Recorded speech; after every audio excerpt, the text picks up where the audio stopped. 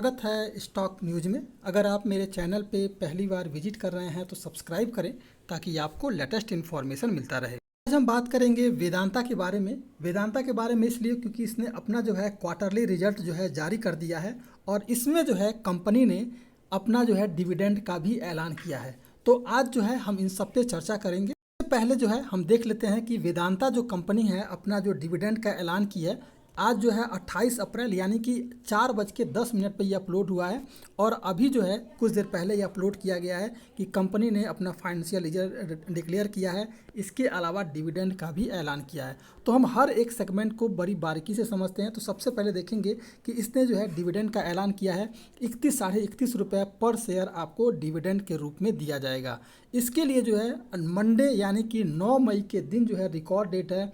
9 मई को आपके अकाउंट में ये डीमेट आपके अकाउंट में आपके बैंक अकाउंट में डिविडेंड का पैसा जो है वो डाल दिया जाएगा। इससे पहले आपने जाना कि डिविडेंड के रूप में जो कंपनी देने जा रही है वो 31.5 रुपये के करीब है। इसके अलावा हम जान लेते हैं कि कंपनी का जो है फाइनेंशियल ईयर कैसा रहा है, इसके बारे में एक बार देखते हैं। कंपनी के अगर हम फाइनेंशियल ईयर की बात करें तो ये जो है पूरा जो है हम बात करेंगे वो करोड़ में होगा। यानी कि अगर देखा जाए तो ये आपका रहा ईयर ऑन ईयर बेसिस पर, यानी ये 2022 का सेगमेंट रहा और ये रहा 2021 का। यानी कि ईयर ऑन ईयर बेसिस पर अगर इस कंपनी को देखा जाए तो पिछले साल जो है ये कंपनी जो है लगभग 29,065 करोड़ का रेवेन्यू जनरेट की थी। अगर टोटल इनकम इसका देखा जाए, revenue from operating other operation income अगर देखा जाए तो कंपनी जो है ईयर ऑन ईयर बेसिस पर इस बार जो है लगभग जो है 40,433 करोड़ का रेवेन्यू जनरेट की है। यानी कि ईयर ऑन ईयर बेसिस पर कंपनी का रेवेन्यू जो है काफ़ी बेहद शानदार देखने को मिल रहा है।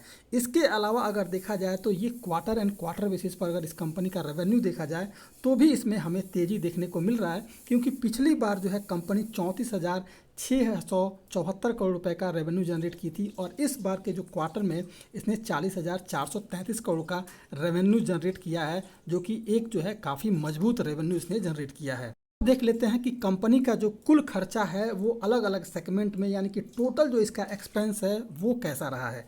अगर देखा जाए तो इस कंपनी का जो कई सारे खर्चे हैं, cost of material consumed, purchase of stock, trade, change in information and power and fuel charge, employ benefit expense, finance cost, other जो जितने भी कॉस्ट हैं वो सभी खर्चे को अगर देखा जाए तो ईयर ऑन ईयर बेसिस पर यानी कि 2021 में अगर देखा जाए तो इस कंपनी ने 22,549 करोड़ रुपए खर्च किए थे। जो भी जितना भी ऑपरेटिंग से लेकर के कर्मचारियों को जो सैलरी देना था और भी जितने खर्चे थे उस पर जो है कंपनी ने 22,549 करोड़ रुपए खर्च किए थे। अगर देखा जाए इस बार तो इस बार जो है कंपनी का जो खर्चा है वो बढ़ गया है, क्योंकि कंपनी का रेवेन्यू ग्रोथ बढ़ रहा है तो खर्चे में भी बढ़ोतरी देखने को मिलेगी। तो इस बार जो है 29,901 करोड़ रुपए के करीब जो है कंपनी जो है खर्चा की है, यानी कि ईयर ऑन ईयर बेसिस पर कंपनी का खर्चा बढ़ा है। अगर देखा जाए क्वार्टर एंड क्वार्टर बेसिस पर आज से 3 महीना पहले की बात करें तो इस कंपनी का जो रेवेन्यू पे जो खर्चा था, पूरा जो टोटल खर्चा था वो 22,777 करोड़ के करीब था और इस बार का जो खर्चा है 29,901 करोड़ के करीब है। यानी कि इस कंपनी का ईयर एंड क्वार्टर दोनों ही बेसिस पर कंपनी का खर्चा जो है बढ़ा है।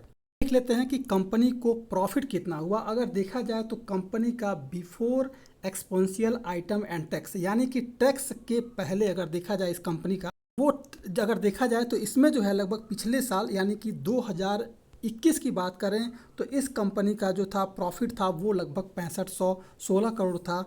अगर बात करें इस साल तो लगभग 10,532 करोड़, यानी कि जस्ट डबल हो गया है पिछले साल के मुकाबले इस बार। अगर बात करें क्वार्टर एंड क्वार्टर बेसिस पर तो भी इस कंपनी का जो प्रॉफिट है वो लगातार इंक्रीज हुआ है। पिछले क्वार्टर में जहां 7,897 करोड़ के करीब था, इस बार जो है लगभग 10,532 करोड़ रुपए के करीब रहा है। यानी कि अगर देखा जाए तो कंपनी का जो प्रॉफिट है वो लगातार बढ़ता हुआ दिखाई दे रहा है। देख लेते हैं कि टैक्स को जमा करने के बाद अगर कंपनी ने जो टैक्स पे कर दिया है उसके बाद जो है कंपनी को कितना मुनाफा हुआ है। अगर देखा जाए तो इस कंपनी का जो प्रॉफिट है, अगर देखा जाए प्रॉफिट आफ्टर टैक्स की बात करें तो पिछले मुकाबले यानी पिछले साल 2021 में कंपनी को 7,629 करोड़ रुपए के करीब था वहीं जो है इस बार जो है 7261 करोड़ के करीब है, यानी कि पिछले साल के मुकाबले जो है इस कंपनी का जो प्रॉफिट है ईयर ऑन ईयर बेसिस पर कम हुआ है। वहीं अगर बात करें क्वार्टर एंड क्वार्टर बेसिस पर, तो इस कंपनी का जो प्रॉफिट है उसमें हमें इंक्रीज देखने को मिल रहा है, यानी कि पिछले क्वार्टर में इस कंपनी का जो प्रॉफिट था 5354 के करोड़ के करीब था। वहीं अगर इस क्वार्टर की बात की जाए तो 7261 करोड़ के करीब है, यानी कि कंपनी का जो है ईयर ऑन ईयर बेसिस पर प्रॉफिट कम हुआ है, लेकिन क्वार्टर एंड क्वार्टर बेसिस पर लगातार इंक्रीज होता हुआ दिखाई दे रहा है। कुल मिला के कहें कंपनी प्रॉफिटेबल है, बेनिफिट में है, कहीं से भी लॉस मेकिंग नहीं है। आपको आने वाले समय में भी इसके स्टॉक में और भी तेज़ी देखने को मिलेगी, और जिस तरह का इसने जो है डिविडेंड का ऐलान किया है, ये एक सेगमेंट जो है इसके लिए प्रॉफिट वाला होगा, और आने वाले समय में और भी तेज़ी से इसके स्टॉक में हमें तेज़ी देखने को मिल सकती है। 31.5 इसने पर शेयर जो डिविडेंड का ऐलान किया है, ये भी एक शानदार है, और ध्यान रहे कि 9 मई के दिन तक आपके अकाउंट में ये डिविडेंड क्रेडिट हो जाएगा। ये था वेदांता। अगर आप मेरे चैनल पे पहली बार विजिट किए हैं तो सब्सक्राइब करें ताकि आपको लेटेस्ट इन्फॉर्मेशन मिलता रहे।